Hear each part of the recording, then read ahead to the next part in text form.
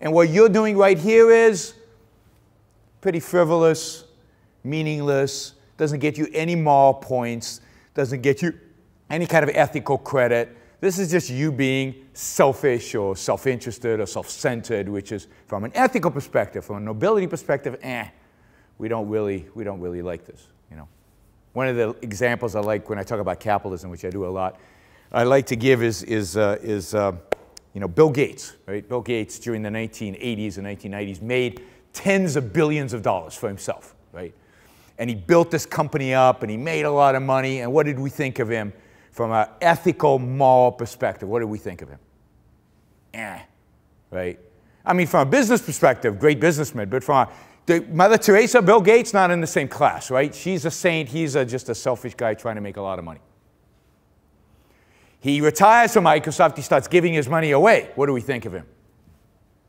Good guy, right? And I know how he could get sainthood. Right?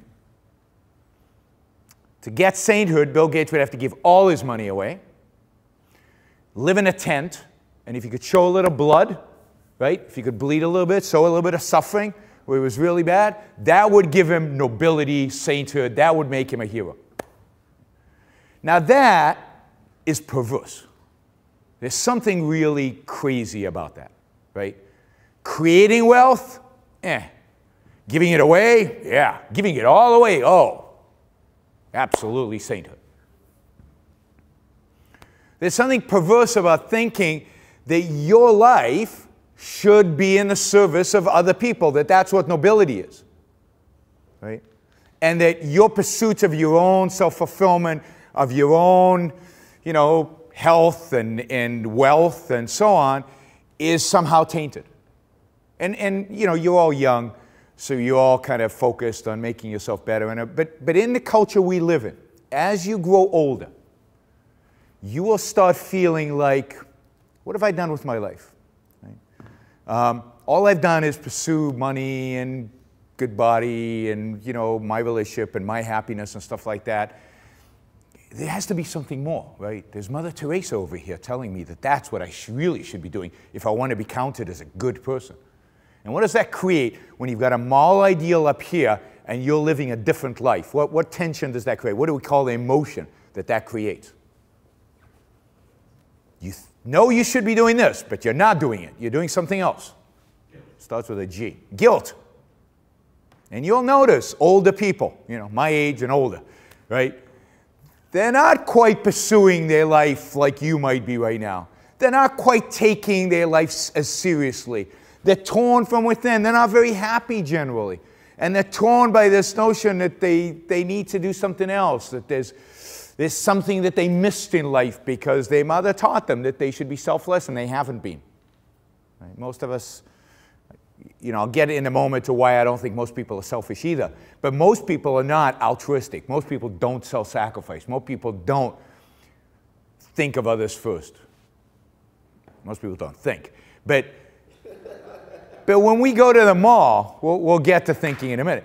When we go to the mall to buy stuff, when we go to work to do stuff, we're trying to, emotionally or in some way, we're trying to make our lives kind of better. It's not consistent with this morality of selflessness, of self-sacrifice, of you know, anti-selfishness. So people as they grow up are torn by a feeling of guilt. And I'm here to try to prevent you from doing that, right? Guilt, unearned guilt, which this is a horrible, horrible thing and unjustified and wrong. So I want to challenge this whole notion that morality is about selflessness. I want to challenge the whole notion that your life somehow belongs to other people, belongs to society, belongs to your neighbor, that you should love your neighbor like yourself, or that you are your brother's keeper, to use a little bit of biblical terms, right? Because I think that the best way to challenge that is to ask one very simple question that nobody ever asks. And that is, why? Why should I be selfless? Why should I live for other people? Why is morality that? Why is that making me good? And there's no answer to the why. I mean, you ask your priest sometime, Ask your philosophy, whatever, professor at university, or ask your mother, why? And the answer is always, because some authority said so. Your mother said so, the priest said so, the philosopher said so, but somebody said so. There's no actually logical reason for why your life is not yours, why your life somehow has been mortgaged to some other cause, which is what a morality that says that you have to sacrifice implies. Right? Your life belongs to somebody else. When you make decisions, you have to think of other people first. Why? No answer. Now, before I get to what my answer is, I want to ask this question. Why do we care about morality? I mean, what's it all about? What is morality for? What's ethics for? Why do we care about any of these issues at all? And I'm sure in many of your minds are going, I don't, right? But you should. What is morality? Morality is a code of values that helps you pursue your life, that helps you tell what is right and what is wrong. And this is complicated because life is complicated. It's not always obvious what's right and what's wrong. And I would argue that, you know, life is an immense complexity with lots and lots of choices and lots of paths that you can take.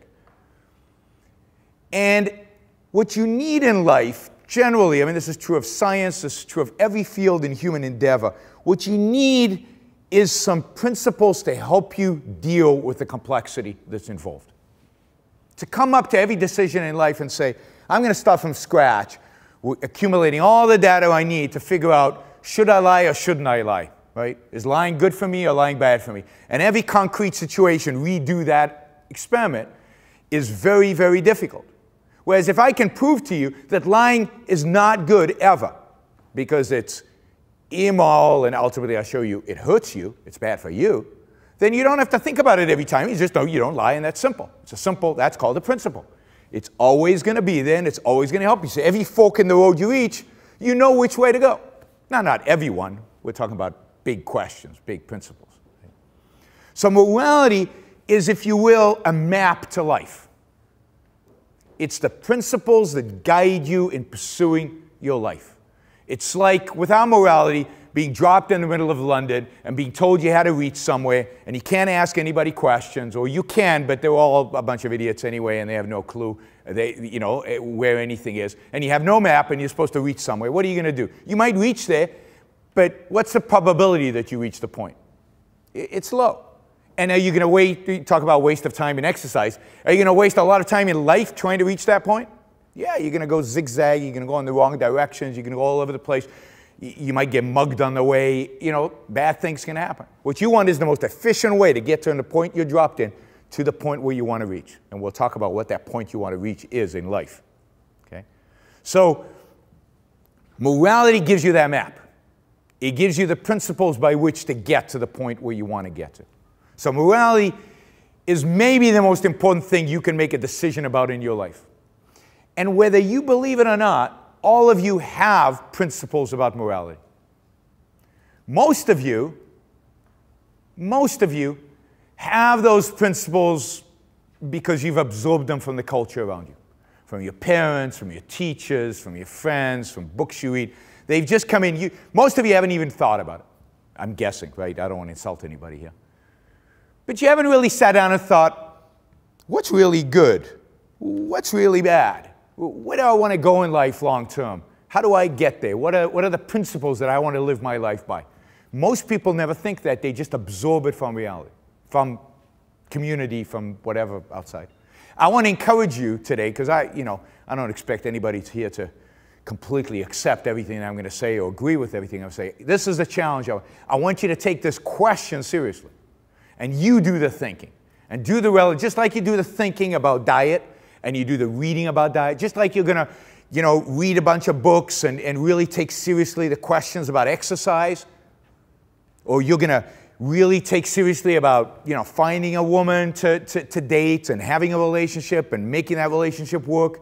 I want you to take your life just as seriously, the big question of what are the principles that are going to shape my life. I want you to think about it. I want you to read about it, the same kind of books, right? And make the choices about what map you want guiding you. And I'm going to make my case for what map that should be. But you ultimately have to make the decision about what your map should be. I think mine's the right one, but you have to come to that conclusion. I can't just brainwash you into it. So what I want to argue is that it's meaningless to think about morality in terms of what you should do for other people. That morality is fundamentally about, should be about, unfortunately is not about, but that's a mistake of Western civilization for the last 2,000 years. Morality should be about what you can do for yourself. That the purpose of morality, the purpose of this map, is to help you live life. To help you stay alive, but much more importantly, to help you live the best life that you can live. To make life the best that it can be. To make it fulfilling. To make it exciting. To make it fun. Ultimately, with the end result being, if you do that, if you challenge yourself, if you engage in living life, if you live life to the fullest potential that you have in everything that you do, not just in the things you're going to hear at the conference, but in everything that you do, then what's the end game? What is the point that you're going to reach? It starts with an H. Happiness. That happiness, your individual happiness, is the end game. But that there are ways to get there. And that there are many obstacles, and that there are ways to guarantee that you will never get there. Okay? So morality should be, if morality was conceived rationally, and you know, I'm from the Ayn Rand Institute. I believe that Ayn Rand conceived of it rationally. She comes from a tradition which goes back to Aristotle of thinking about these ideas with the purpose of this happiness, of this purpose of living life to the fullest.